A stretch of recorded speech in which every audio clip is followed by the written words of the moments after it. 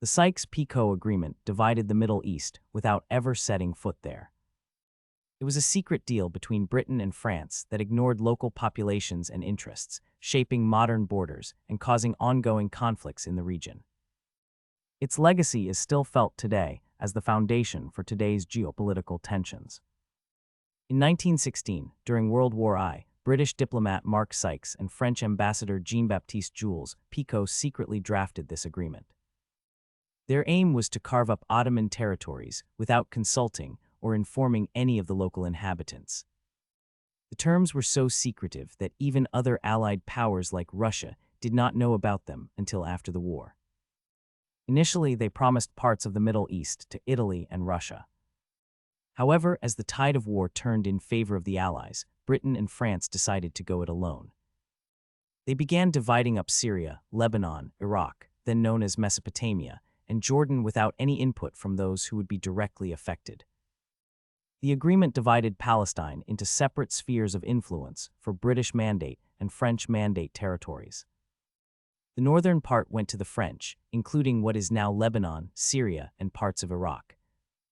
The southern region was designated as a British sphere of influence, covering what is now Jordan and southern Iraq. This division was done without regard for the ethnic or religious diversity in the region.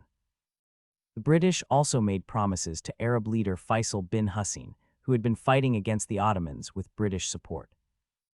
However, these promises were broken when Sykes and Picot finalized their agreement. Faisal expected a unified Arab state stretching from Aleppo to Aden, but instead found himself left out of the deal. The division of Iraq was another critical aspect of the Sykes-Picot agreement. The agreement envisioned an autonomous Iraqi state under British control, but this was not in line with the desires of the local population. The Sunni minority, who were favored by Britain, gained significant power at the expense of the Shia and Kurdish majorities. The legacy of Sykes-Picot is evident in the ongoing conflicts in the Middle East today. In Syria, Sunnis, Shias, and Kurds have long struggled for control over their respective regions, often resulting in violence and instability. The artificial borders drawn by Britain and France continue to fuel these divisions. In Iraq, the Sykes-Picot lines have contributed to a complex power struggle between different ethnic and religious groups. The division of Iraq into Sunni, Shia, and Kurdish zones has led to repeated conflicts, most notably during the 2003 invasion and the subsequent rise of ISIS.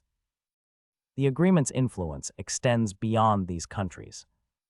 It laid the groundwork for Israel's establishment in 1948 as the British Mandate boundaries were used to create the new state. The Sykes-Picot borders also excluded Palestine from both Arab and Jewish claims, contributing to later tensions. Today, the Middle East remains a focal point of global politics.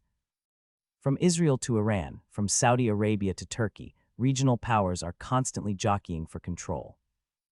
The Sykes-Picot lines continue to influence geopolitical strategy in ways that can't be ignored, shaping everything from oil policies to military interventions and diplomatic negotiations.